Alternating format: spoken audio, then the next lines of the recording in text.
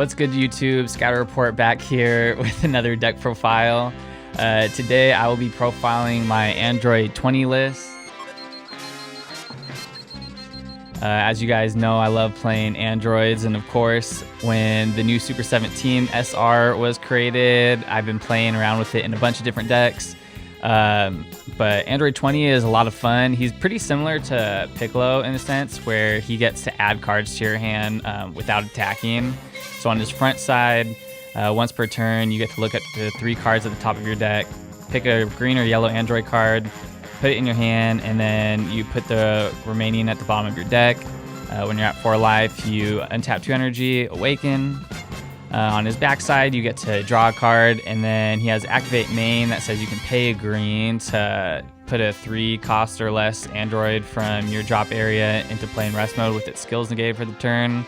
But that skill honestly doesn't come up too often in this deck. You pretty much always have a board, so it's there when it comes up on very rare occasions, but his backside is pretty lackluster. We just play him because he's an Android leader that untaps 2, and his front side lets us dig for our pieces pretty hard, so he makes your deck pretty consistent. But going into the actual deck profile, we have a 2-2 split of the Dr. Giro super combo and Android 18. Honestly, I really like the Dr. Giro a lot better in this list than Android 18.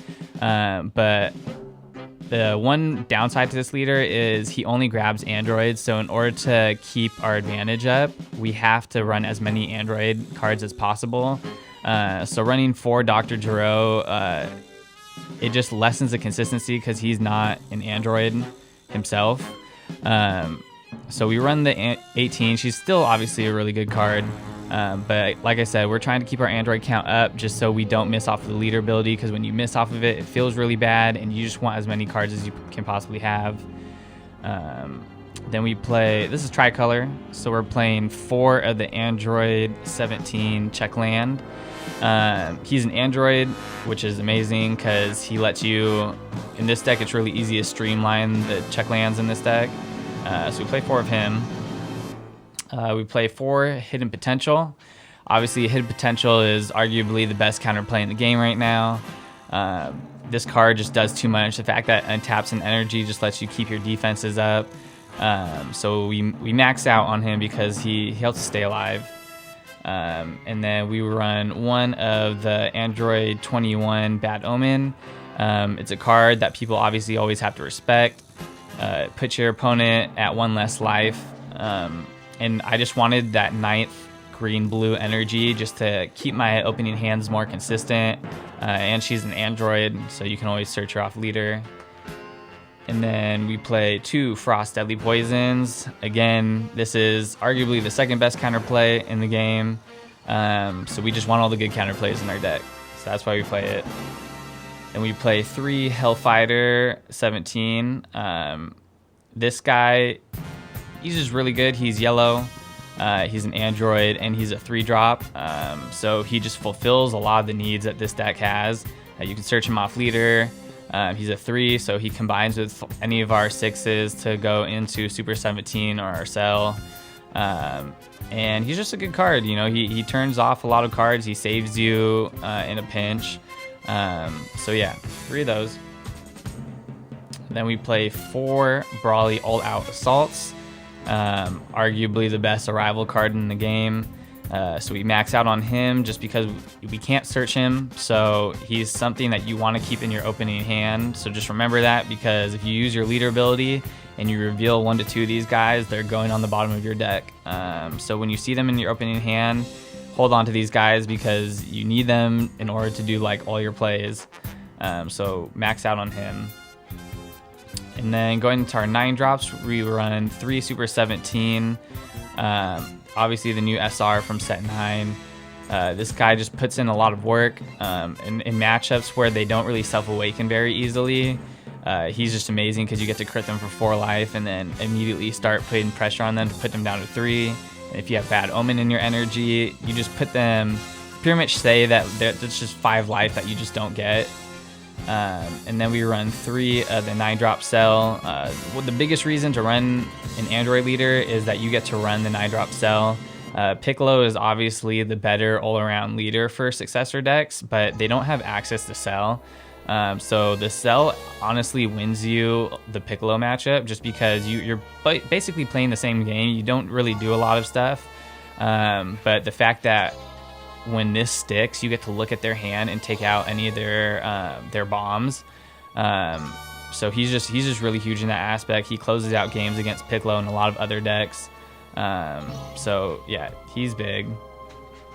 And we have green and yellow cards in our deck, and we're playing Arrival and Successor, so we have to play the Cell SCR.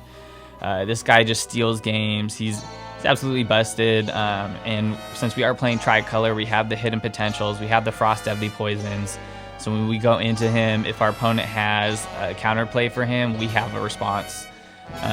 So he's just the god card in this deck. And then we play 4 Android 15s. This is one of the new rares from set 9. When you combo him on your opponent's turn, you can take 1 to 2 life. He comes into play and you get to untap an energy. But the most important thing is he's a 3-drop. He's also a yellow energy that comes in that you can charge and active, which is pretty important since we play blue-green energies in the early turns. He's like an easy yellow charge so that we can do our Successor and Arrival plays. But against decks that don't want to attack us, he lets us take life. The fact that he untaps energy too is really nice because he's just like a free 10k that lets us get cards but also keep energy up for negates. And he's an android, so we get to search him off of our leader ability, so there's really no downside to this card. And then we play a pretty heavy negate package, so we're playing 4 Android 17s from the starter deck, 4 Android 18s from the starter deck, and 3 Shocking Death Balls. So we play this guy because he can dump her, and she can just recycle this guy so you can stay alive. We play the Shocking Death Balls too just because Gohan's a nuisance, and it's nice to be able to just like take a life and stop his triple strike attacks. So we're just trying to survive that matchup. Also, one cool thing about this card too is when you get into the later games and you're trying to draw into more pieces, when you negate an opponent's attack, you can just dump dead cards from your deck that you don't want to draw into. Most of the time you're dumping the Android 18, but sometimes you need to see like a super combo or another negate. So you just dump a card that you don't want to draw into, and that just lessens your odds of drawing something bad. So yeah, we just play these guys because we're trying to survive. It's hard not life out here. And then we play 3 Sensu Beans. Sensu Bean is obviously really good. He lets us be explosive. He's defense. But he's not an Android card, and he's not a yellow or green card that combos. So he's a great card, but he's a card that we don't want too much of in this deck. Like I said, ratios you have to kind of adjust given that you're a leader. All of its advantage comes off of grabbing Android cards. But again, Sensu Bean, we're running blue, so we run Sensu Bean.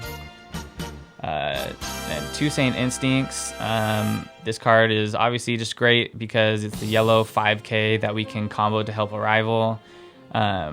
Against all the hand destruction decks running around, it just lets us draw our hand back up.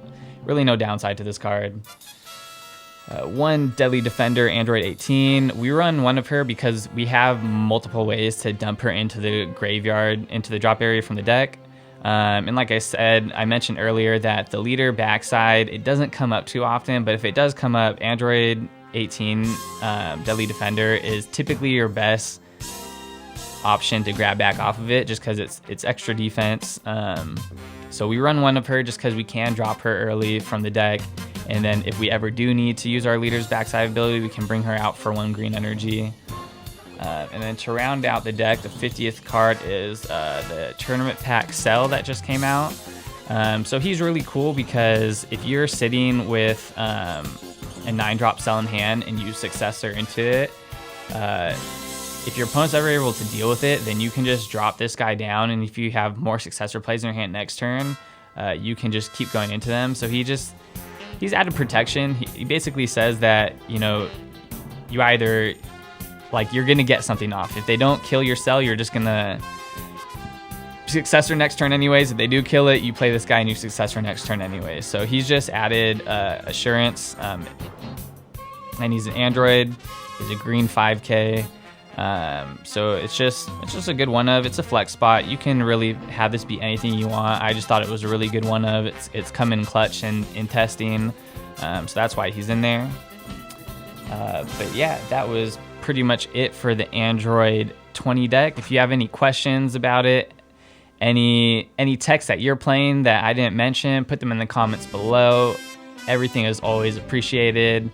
Try this out at your locals, and yeah, hit the subscribe button, and we'll see you next time.